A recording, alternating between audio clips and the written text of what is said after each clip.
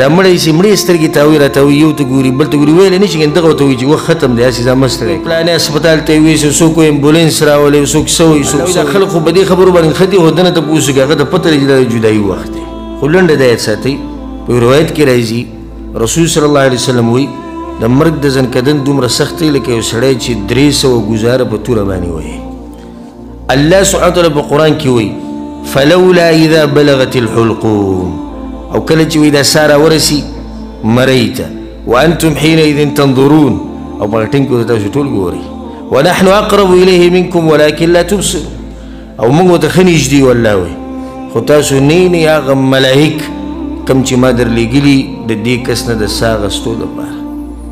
په بل ځای کې الله سبحانه وتعالی وایي وجاءت سکرة الموت بالحق ذلك ما كنت منه تحيد دا هغه ورځې ته یې تښتېدې او کله چې دا سخته په انسان باندې راشي ناشنا کیفیت دی د هغه ناشنا حال او په دې ځنکدن کې هم د خلکو اقسام دي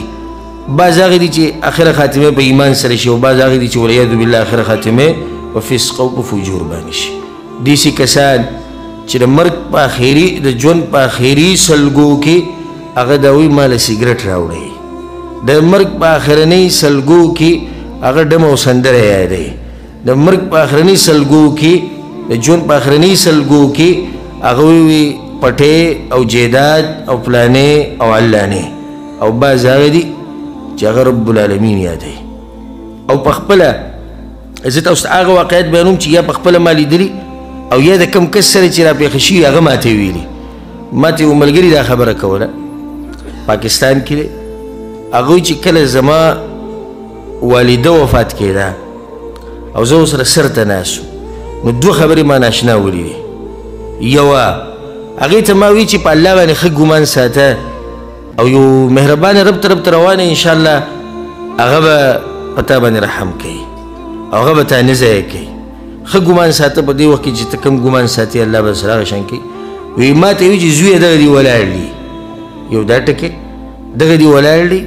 یعنی ملائک زه په خپلو سترګو وینم هغه دي راته ولاړ دي دویم اخرنۍ خبره د دنیا نه چې د هغې شوې د هغه ده وی کله چې مړه کېده وی ما ورته وایي چې مورو کلمه ووایه لا اله الا الله تلقین مې وله ورکو وی ما ته وایي چې سلام قولا من رب رحیم سلامتیا دي دا وینا ده د مهربانه بادشاه د طرف نه په دغه ټیم کې د ملائکو د طرف نه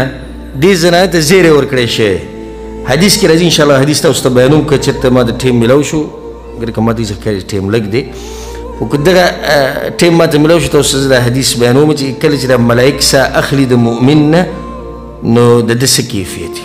الغرض الله سبحانه وتعالی په قرآن کې وایي کله اذا بلغت التراقي او کله چې راورسي دا روح کوم ځای ته مرۍ ته وقیل من راق او په دغه ټیم کې بیا دا چغې خلک وایي راولئ څوک دمګر راولئ دم پې واچي څوک وایي ډاکټر راولئ چیږي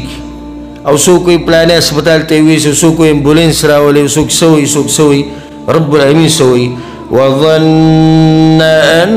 انه الفراق الله وایي دا خلک خو په دې خبرو باندې ښه دي خو دنه ته پوه شو که هغه ته پته لري چې دا د جدایي وخت دی دا خلک هسې لګیا دي هغه ورته ګوري هغوی که تاسو لیدلی دا مړی ځنکدن به تاسو لیدلی